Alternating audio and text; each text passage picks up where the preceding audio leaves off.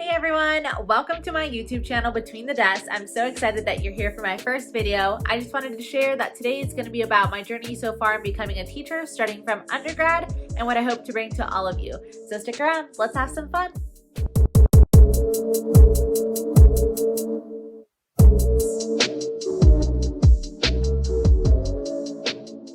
And we're back. My name is Miss Beltran, but not for long. I wanted to create this YouTube channel for people pursuing a career in teaching or even just thinking about it. I was at a crossroads a year I was graduating, debating if I wanted to go into event production or teaching, so my journey is a little different, and that's why I wanted to share. So let's start from the beginning. I attended California State University Fullerton, go Titans, and over the next 5 years, you could say I was a little obsessed with my university. I was involved with clubs and organizations. I even had a job on campus, and I was even a part of our student body. I was a Titan ambassador where I gave campus tours to elementary schools, middle schools. Here you can see me giving a tour to my younger little brother in high school at the time. Shout out to West Covina High School for actually going on a tour.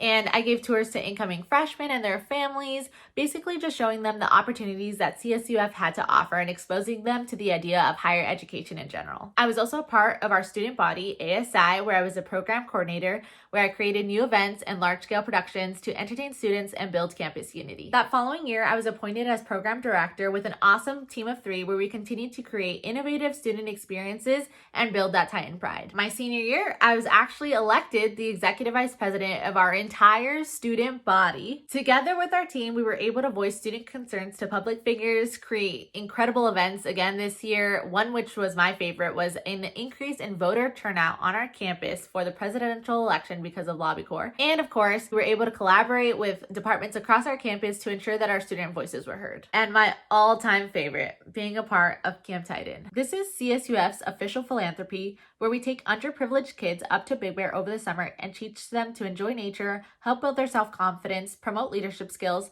and we plan a ton of activities and ensure that they have a memorable summer. I told you I had the best of both worlds, event production and working with students. Graduating meant I had to make a decision, and so I didn't want to graduate. I had an overwhelming amount of questions and wasn't quite sure what to do next. I did end up graduating in 2017, and I double majored in American Studies and Communications with an emphasis in advertising and a minor in Human Communication Studies. I know, doesn't quite roll off the tongue, but the point I'm trying to make here is that whether I was going into event production or teaching, my major didn't really matter. Once I graduated, I was still a little lost and decided I would take the summer to relax and recharge.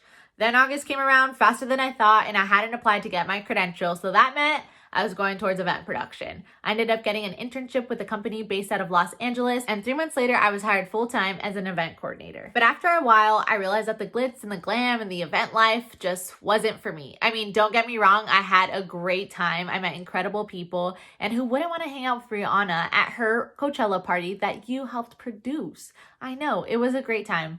But I knew in my heart that that wasn't where I was meant to be. And that's when I knew how badly I wanted to become a teacher. I found myself taking classes post-grad that I absolutely did not need. I was spending an incredible amount of money on tests and certifications that I wasn't aware of. And basically, by the end of it all, I was just so overwhelmed. I wanted one single place I could go to that I can get tips, advice, and information. And so that's how Between the Desks came about. I started studying for the CSET, which is a series of 3 tests, and the CBEST, where I'll have a video on all of those later on, and I'll even tell you which one I actually failed.